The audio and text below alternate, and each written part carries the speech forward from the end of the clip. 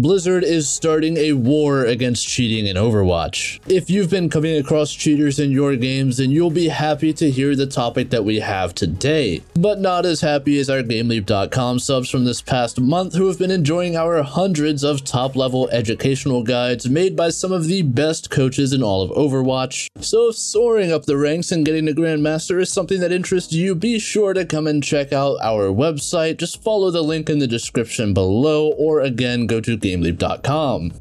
And with that, I bring you today's topic, which is a Reddit post talking about how a major cheat provider has just shut down their Overwatch product after legal action was threatened by Blizzard themselves. In this Reddit post by user Teehee on the r/Overwatch subreddit, we have a screenshot from the Discord channel of this cheat service. We have Rygin Bot, which said, "New thread, official statement from Senator. Dear customers and visitors, we regret to inform you that our assistant software for Overwatch, copyright exclusively reserved for Blizzard, will no longer be available after 8 p.m. GMT time, as we dismantle the aforementioned services manually. Furthermore, additional services in relation to this software, such as purchasing or using it, won't be able to be done. We know our customers may feel upset or angry about our decisions, but unfortunately, we have no control over the situation." In other words, we received a cease and desist from Blizzard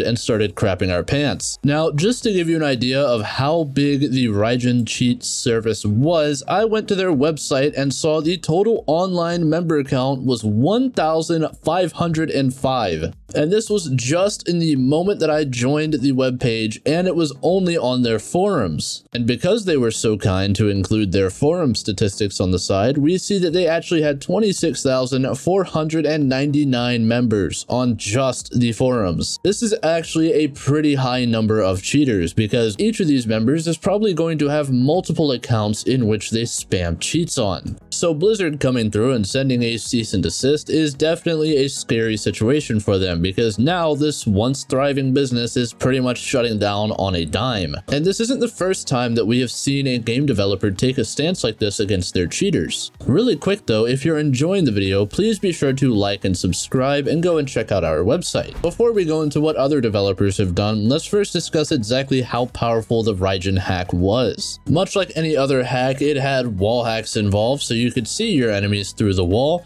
It had an aimbot so that you didn't have to aim your shots and it would instead aim for you. It had backtracking and forward tracking, which pretty much adjusted exactly where on your target you would be hitting. And it came with tons of adjustment options in order for you to be able to mask your cheating as well as possible in order to avoid a ban or any suspicion. And I find it extremely funny that even in the face of defeat, even in the bitter end, in their message saying that we're shutting down, they called their aimbot and their cheating service a assistance software. Who are you trying to fool at this point? I mean, Blizzard has already hit you with the legal shut it down now, and your players obviously knew what they were doing when they bought the cheat program, so why are you calling it assistance software? Like, why are you keeping up the facade at this point? You got caught already. You actually got worse than caught. You got caught and then sentenced, and you're still acting like you didn't do anything wrong. At least I'm not the only person to see through this, as the top comment right below is, "Gotta love how they call it assistance software to make it sound innocuous. Bunch of hack frauds," from Punishing Crab. Very well spoken, Punishing Crab, but either way, back to what we were talking about before, this is not the first time that a game developer has gone out of their way to legally target a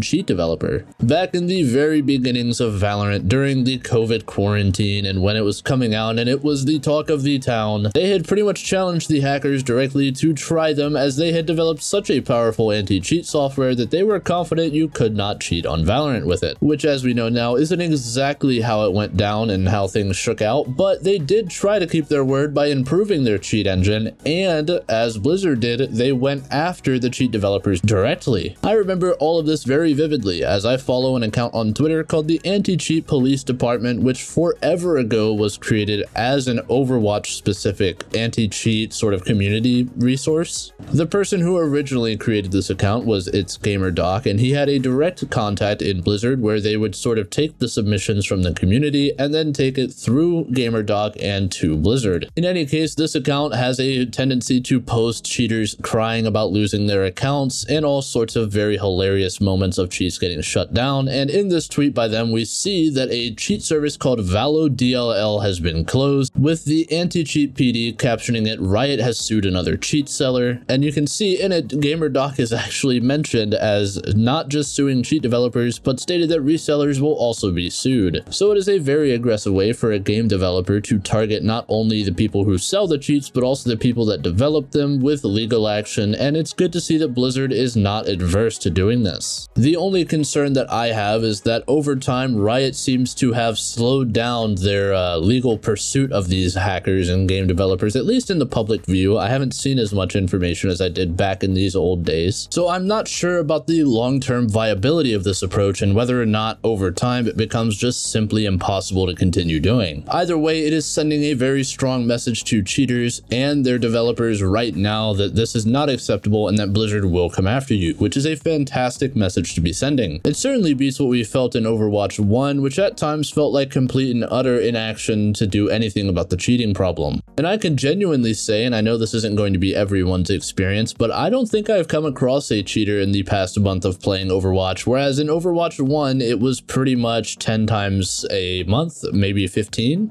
This could also just be due to the fact that a larger player base is resulting in a much smaller percentage of them being cheaters, which means it's harder for me to come across a cheater, but I'm going to pretend that instead it's just because of the aggressive anti-cheat by Blizzard. There are still a few things that I wish Blizzard would do to improve the game as far as fairness goes. I think that one of them would be the competitive matches should be sort of renewed after losing to a cheater. It's not like this is a particularly new concept either. There are a lot of games out there which whenever you go against a cheater and then they end up getting banned will actually give you your matchmaking rating back as a result in order to be fair to you. And I think this is something that Overwatch could really benefit from because it's a very competitive game and people really care about their ranks. So it's important that there is an element of fairness, and losing against a cheater just feels utterly awful. Even when you get the "a player has been banned, thank you for reporting" message, it's great to see and it's good to feel, but you still haven't gotten your SR back. You still haven't gotten what you lost from the cheater back. And I think that only good can come from incentivizing players to report people they think are cheaters, especially if we manage to fix the auto ban system, which we covered in a previous video. But you know, with that in mind, if that system does get sort of fixed, then there can't be anything wrong with reporting people you think are cheating. While we're on that topic, we should also talk about making adjustment to matches that have levers in them. Now, I'll be honest, I've thought a lot about this in the past and I haven't come up to any creative solutions, but that is just me thinking solo. While I was going through the comments the other day, which I do very regularly, so don't forget to tell me how dumb you think I am and how much you hate my commentary, because boy do I love seeing it. But while I was going through the comments, I actually saw someone make a suggestion that once a player leaves a team, the other team has a player that gets rotated out, like a bench. So one person would sit out, and then when the next person died or something like that, they would get switched out, and then one would come in while the other moves to the bench. Honestly, I'm not too sure how I feel about this, but I am curious what you guys think of a system like this, and it had a lot of positive comments and obviously a lot of negative ones as well. I think this is a pretty polarizing topic. Well, maybe not topic, because I think we can all agree that lever games should have some kind of adjustment to them or something to make them less painful, but maybe the solution was the